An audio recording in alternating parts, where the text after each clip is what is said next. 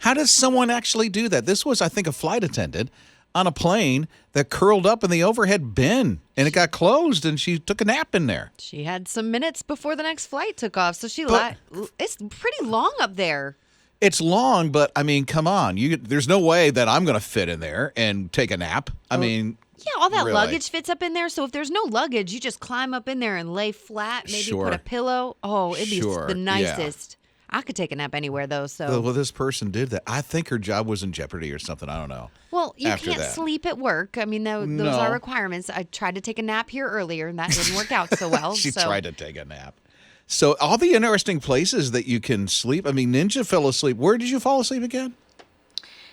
We were on a mission trip, and we were supposed to be filling envelopes with letters to send out, and I just fell asleep on the table. Like you put your head down?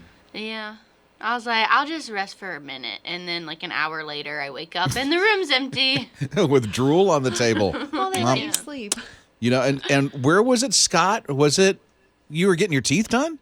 You know how those comfy dentist chairs are? They lean you back and you're stretched out. And I was just tired one day and I was getting a cleaning and I fell asleep. And then I woke up a few minutes later and we were all done. So, hey, it worked out. But I just dozed off for a few minutes. That I couldn't do. I could not fall asleep with my mouth wide open. And I have fallen asleep at like a rock concert. But at a dentist, no. A rock concert? Yes. I was really tired. That is, well, I can fall asleep anywhere but my bed. I don't know what it is. I lay awake in my bed, but I go anywhere else and fall asleep. If I sit down and I'm still and I'm doing nothing, I'm out like a light. And the best place to take a nap when you're vacationing at a theme park is in those shows. So if you go into a show, the air conditioning is just so nice and cool, and I am out, and I miss the whole thing, and I love it. That's nap time for me. Absolutely. I've definitely taken a nap in there as well. Right? It's just so great, you know? They're putting on their performance. Everybody's enjoying it. I get my nap. It's beautiful. There was a ride. It goes pretty slow. It's a boat ride, but it's a water ride. And it has a song that repeats over and over again. Just say what it is. It's A Small World. Yeah, I've been in that thing. And it's very slow. Yeah. I have definitely just... That's a great place to take a nap. It's a small world after all, kind of right? nod off Going a little through bit. that thing. Yeah, it's beautiful. I'm sorry, the song gets annoying after a while. I didn't know. Thing, it's just over and over again. It's a nap. I don't know. Cherie's here at 800-447-7234. When I was in the Marine Corps, I was on a reserve weekend, and I went to work, and I had to go to the restroom, and I went in there, and about 45 minutes later, I woke up. You're just on the porcelain bowl taking a nap? I didn't do it on purpose. I'm a Marine. I learned how to sleep whenever, wherever, and however. Here is an open mic that came in through the My HISRadio app. So I was at a dirt track with my husband and his friend who was driving a race car, and I was sitting inside of the metal box truck in the center of the track that they use to work on the car, and instead of participating and watching the race, I fell asleep with all of that deafening noise. So if you can fall asleep in a box truck in the middle of a racetrack with a race going on, you can fall asleep anywhere. I don't know. That sounds like it would be soothing. The car is going around at that loud pitched sound. I could fall asleep to that. Oh, I don't think I could. Yeah, you could. No. You fell asleep where? Just at a concert. At an amusement if you park. can fall asleep at a concert, you can fall asleep at a racetrack. That's like music in the background, though, you know? Maria texted in, and you can always text in to 800-447-7234. She has fallen asleep at the movies. Oh, that's easy. Yeah. That is so easy. That's why I'm fearful to go to the movies sometimes. Because I think I'll fall asleep, and I don't want to pay all that money to fall asleep at a movie theater for a movie that I wanted to see. That's what the popcorn's for. What? Keeps you awake because you keep eating it. Is that for real? Yeah. Okay. Jake's fallen asleep where at the movies? What were you watching? I have. So funny enough, me and some friends went to go see Marvel's Eternals, and we had to sit in the very, very front where our necks had to crack to look up at the screen. And at one point, my friend beside me tapped me on the shoulder, and I looked over at him, and he said, "Bro, you're snoring." I had fallen asleep. Oops. Well, we know that Jake snores now. I could see falling asleep in that one. That was not a good movie. I'm sorry. I tried watching that. It was really long. It was horrible. Don't look at me. I haven't seen any of them. Yeah, she's not a Marvel fan. But, I mean, am I right about that, Jake? It's definitely good the third time around. Huh? What? How many How is times? it good the third time around? He kept falling asleep. He had to go see it 3 Oh, times. so he woke up. Rob and Liz. His morning crew. I don't know what about your first home and all the memories that you have in your first home. Sometimes it's hard to leave after you buy your first home, and then the kids are getting bigger and you need more room. Then you have all the memories inside those walls. Is that what happened for you? Me? Mm-hmm. No, but it did for my wife. Oh, okay. But there's this one couple that moved in England, and they sold their home, and they've had this home in their family since the 50s. And there's this one young couple that was moving in. They decided, we're going to leave them a letter. And this couple found the letter and shared the letter, and it was so, so sweet on what they shared. By the way, Harlan's filling in for Liz this week. Welcome to our new home. This is the letter. The house has been in our home since the mid-50s, and at that time, Mom and Dad raised 4 of us in these 4 walls, and it was often tight fit. In the following years, there has been so much happiness and love, and sadly, a little grief too, hence why we are selling this home today. But in all of the years, the thing that resounds the most is the laughter, and there is so much of that within my family, relatives, and friends. So on our behalf of all of us, I sincerely wish you all the happiness in this wonderful home that it has to offer, not to mention the stunning outlook and views. And they said as soon as they met this couple, they knew the house would belong to them. That is so sweet. It's like passing the house torch down to Yeah. the next generation. And so what this couple is going to do is keep this letter. And when they sell the home, it is going to share that letter with the next person that moves in. That's a beautiful tradition. In hopes that every time that house is sold, that this letter moves on to the next family. And the memory of the family before and the family before Right. moves on too. And you know the whole history of the house. Mm-hmm. That's beautiful. It is, isn't it? It is. I wish that I was sentimental and thought I should do that too. When we moved, it was tough because of all the memories that were in that house that we were moving out of into another one. Mm-hmm. But now we're like, we look back and go, yeah, that was great memories, but we're making new memories where we are. And the neighborhood we're in is so much better. All the neighbors love each other. Yeah. It's a great neighborhood. So my husband and I have moved a lot, and our first home was his.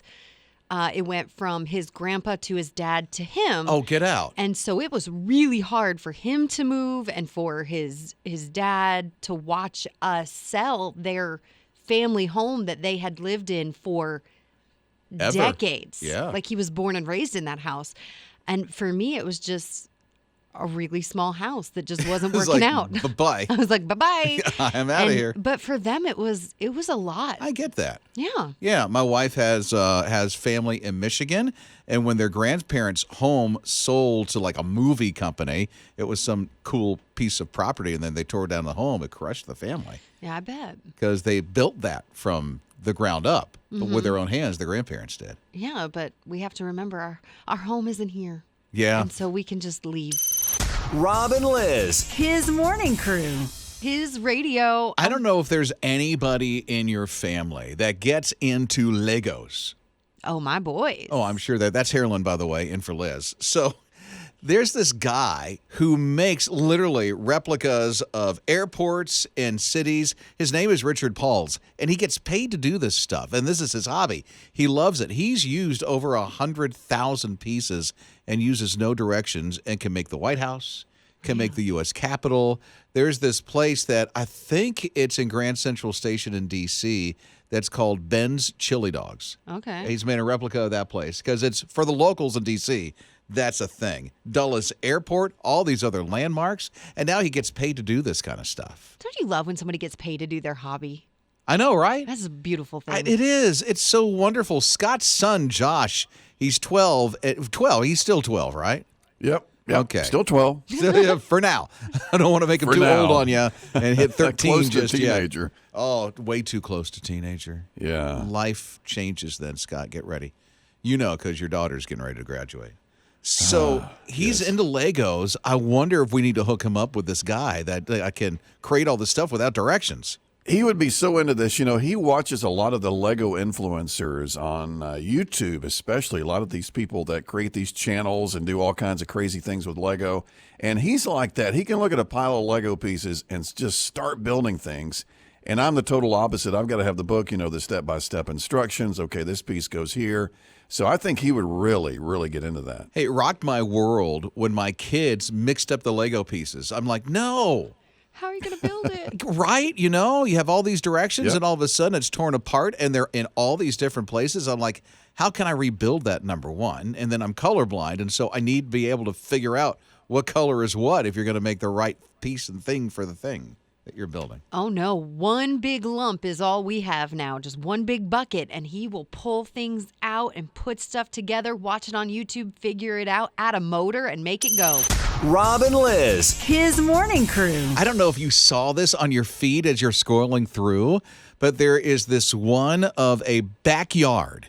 Literally, they've got the security cam on, and you see this bear and two of her cubs walk into the backyard where the pool is, and Mama Bear jumps into the pool for a swim. She was just warm. She needed to take a little swim. And the cubs don't know what to do, but she's just enjoying herself as if she's done this before. She has. Totally. And she gets in the pool and then she looks at her cubs like, guys, this is how you do it. And they just look at her like, I don't know. Jump in. It might not be for me. Go for a swim. They wound up climbing up a tree. Well, yeah. The two cubs, while Mama is just doing the backstroke. She's doing a little swimming, little exercise, and her cubs are just going to play for a little bit. It looks too comfortable. Like she does this all the time in people's backyards. It just doesn't sound safe. Well, why not? You keep the temperature just right. You keep it chlorinated so that there's no germs in it. Mama's like, this is right for me. Hopefully they got a good pool filter because then Right. you get bear hair in there like that. Oh, yeah. That's not too good. As long as it doesn't, you know what, in the pool, we'd be all right. What? You know. What? The bear poo. As long as it doesn't do Okay. that in the pool, you're going to be all right. Well, you know how you spell pool. OOL. Yeah. Rob and Liz. His morning crew. So this young lady decided she was going to be a star on the TikToks, and she taught everyone how to open a jar. And she decided you take a little knife or something and put it underneath the lid of the jar. The lid. And lift it up, which is all great until you try to close it again. Have you tried this? Yes. And it ruins the whole thing. so you bend the lid. Yes, and then you can't reopen it again. And she is so proud of herself. She gets the can opener. She uses that little extra piece. She flips it open. She's like, I did it, and I got my pickle out. And she's so excited. But not everything we see on the TikToks is the best idea. I like how she plurals it. The TikToks. Well, it's all these new videos, and I get it. There's a lot of things we can learn. But when you are opening a jar, the whole point is that you can close the jar again and put it back in the That's fridge. what you're supposed to do, Yeah. right? Ninja has some thoughts. There was a container that you saw about pickles, right? Oh yeah, it's like so you pour. I guess it's like an hourglass looking type container, but you pour the pickles in it, and one way you hold up the jar, the juice will drain, and then that way you can reach in and grab a pickle and your hands don't get all in the juicy, and then when you turn it back over, then you can store it back in the fridge with the juice all in it so they don't go gross. I love that because I hate putting my my fingers in the pickle jar and trying to grab one out, especially the last two or three. There was an invention a long time ago. It was called the fork. Rob and Liz. His morning crew. Lord of the Rings, which, oh my word, Harlan is such a fan. Oh, yeah, no. Oh, no. It was the longest 3 nights of my life. What? Oh, so you've seen all of them? Oh, yeah. Oh, yeah. And I watched the middle one, and I was like, we could take that whole middle one out, and the other two would still make sense. Can you tell she's a fan? So now there's like this is a reboot, or I've got to ask Jake because he's into these movies. He's one of our producers. What would you call this? A reboot that's getting ready to come out of Lord of the Rings? I think it's just like a continuation, but it's filling in the gaps of the story that we don't see. And what's the story we don't see? It's with the king. His name is Aragorn, and it's when he leaves his royal family and becomes somebody else, but he meets Gollum on the way. Okay, and this whole ring thing is still a part of it. The precious. Yeah, That's all I remember of he it. finds the precious with Gollum on the way. Why is the ring such an important part of this whole Lord of the Rings thing? Because the whole story is like a whole allegory to Christianity, and the ring represents temptation. And you got to overcome that. Well, yeah, you certainly do. Scott's a big fan of this thing. Yeah, and I never read the books either. So I jumped in here on the movie side, but my wife and even my daughter, she's read all of the books. So I got into it. I really like Lord of the Rings now, and I'm excited about these next 2 movies they're making. Not just 1, but 2, apparently. Just like Carolyn is so excited about it. Said nope. Rob and Liz. His morning crew. I don't know if you've ever watched PBS, the old throwback shows like, what's it called? Reading Rainbow, yeah. Mr. Rogers, and some of that other stuff. Now there's going to be a channel. If you have Roku is going to put out a channel that puts all those throwback PBS shows on. You know what? We figured out how to watch those with our kids because they were just better shows to us. And so our kids watched all the old ones too. How did you watch them? How'd you watch them? YouTube? Probably YouTube, yeah. And they're all old and grainy. Yes. And doesn't look good. Yeah. And they're going to be high quality on this Roku channel. Really? Yeah, so you don't have to put up with the grainy stuff. Okay. You know who else is really into these throwback PBS shows is Ninja. She grew up on them. I did. We didn't have cable, and so we would watch PBS for free, and I would watch all of them, Reading Rainbow and Between the Lions, Dragon Tale, Cyber Chase, all of them. Cyber Chase. I don't know that one. They teach math. Well, good. That makes sense. Cyber, I guess it makes sense. Cyber math. I don't know. Yeah, it was a good one. And then you had Mr. Rogers' Neighborhood. You can't forget him. He taught us how to have feelings. Yes. It was beautiful. And love. Yeah. And then have an imagination. Yeah. Yeah. And then you had, what was it, King Friday? Yeah. Yeah. King Friday and Daniel Tiger. Now they have Daniel Tiger, the spinoff, and that's teaching the new generation. But Now is that a throwback or is that now? Daniel Tiger is a now, but Mr. Rogers' Neighborhood is the throwback Was it then? that Daniel Tiger came out of. That's so wild. Rob and Liz. His morning crew. This is his radio. So all the college graduations and ceremonies, a lot of them's happened already. Oh, yeah, many of them, but some are still yet to come. SCAD, which is Savannah College of Arts and Design. Wow. Very good. You Thank get you. a gold star. All in the memory. Theirs isn't till like June 1st. I know, June 1st and 2nd, because the SCAD is in Savannah and Atlanta. And Rob Lowe, the actor, is going to be doing the commencement speech. Really? Yeah. Wow. Well, he's like in some major TV show right now, right? Like 911? Yeah, he's in one of the 911s. There's 2 of them. I think he's the one in Texas. Oh, okay. Lone Star. So he's in that one. But I mean, the guy's been an actor forever. It was in Wayne's World. I remember Wayne's World. He had a supporting part in that. He was in a ton of stuff. Anyway, he's doing the commencement ceremony, and SCAD's getting ready for them. So they're going to have 2. One's going to be at Enmark Arena in Savannah, and the other one's in Atlanta. Oh, what's the big venue that is there in Atlanta for SCAD? So they're going to do that World Congress Center. Oh, yeah. So they're going to do that there. That's going to be amazing. I hope he has some great inspiration for those young adults as they go forth into the world. Rob and Liz. His morning crew. I'm uncool.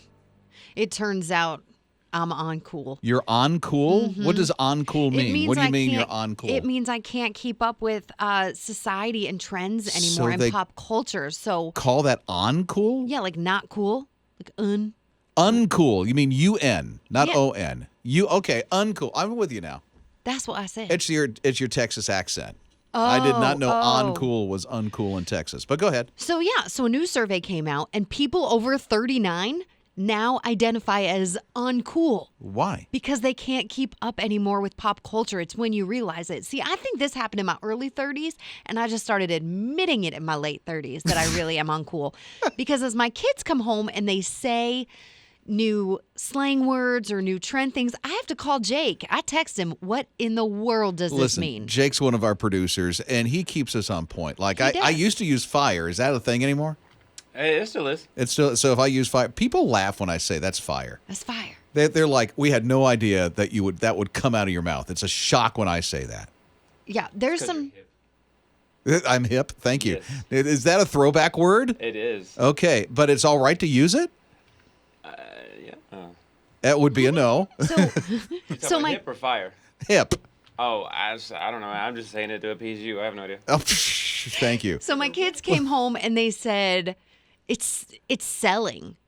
And I was like, we're not at the store. We're not selling. No, Mom, it means uncool. So, of course, I text Jake, is this really what this means? Because I need to know. And it does. It means like you're failing or you're selling. Is that right, You're Jake? losing. It is. Is it? Yeah. So there's all of these words that I don't know. And that's how I know that I'm uncool now. According to this survey and society, I can't keep up anymore. And quite frankly, I just don't want to.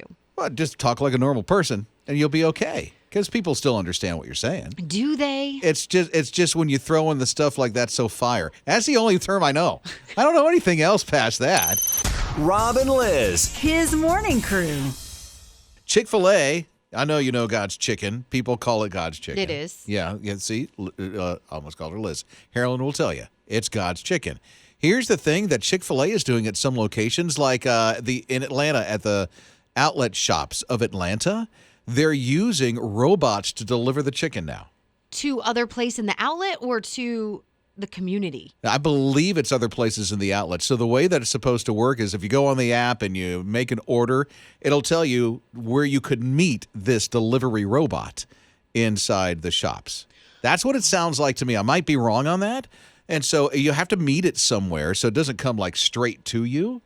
But it drives to some place at the outlets, and you can meet it there and pick up your food. How does it know it's you though?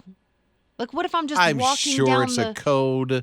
I'm Oh, sure yeah. that you have to have your app with you. There's got to be. You just don't randomly go, "It's me," and it opens up its door, and you get your chicken. Say that again? That Oh, like that? sounds like it, doesn't it? It does. Rob and Liz. His morning crew. I'm sitting here. What was it? Late Friday night. I was up later than usual. My wife goes outside and then says, "You have to come out here, Rob. You have to come out here." And I did. She goes, "I've been seeing all these Facebook posts from my friends about the Northern Lights and that we can see them." I'm like, "Here in the South? Really?" And so evidently you were able to, on Friday night and Saturday night, be able to see at least the brightness of the Northern Lights. And then if you took a picture because of the shutter speed on the devices, then you can see the actual effects of the Northern Lights, like at least the streaks of them. Because when you look at it with the naked eye, it just looks like a big, I don't know, just bright lights like they were city lights Right. off in the distance. Like a bright light blob. Yeah, that's all I saw. I'm colorblind, so that's all I saw was a bright light blob. And it's not like what you see up north in Alaska or anything like that. Right. Well, and I talked to some people who actually traveled months ago to go see these. Him and his son went to go look at them, and he said, little did I know they were going to come to me. Right? Who knew? But not like what you see up north. Up No. north is just spectacular. Yeah, that's breathtaking. And they dance in the sky, and it's just a beautiful display that no movie theater or IMAX can replicate. right. You just can't. No, absolutely not. But it was still really awesome to get that in our area. So Right. maybe you looked at them. I didn't know about them until Saturday morning, and so Yeah, by and- Saturday night I'd forgotten. If I'm being honest. It's easy enough. I was asking people to post their pictures on my Facebook page. I'm Did you like, get any? 150 of them. Ooh. It's crazy how many came in and how many people saw the brilliance of it all. That's awesome because I don't feel like many people were talking about it beforehand or knew it was I coming. I had no idea. It was like it was so silent until all of a sudden Friday night, and then people are going, "Hey, the Northern Lights are happening." Yeah. Most times people are like, "Oh, mark your calendars. This is coming. This is coming. This is coming." Not this time. Didn't happen like that, but to see God's majesty on display and mastery. I'm saying that wrong, but anyway, you know what I mean. All the colors, they're so pretty. Right? The burst God of made them. living colors. It's just God's creation is just amazing when you sit back and look at it. And this is just one of those displays of it, you know? Like an artist on a tapestry.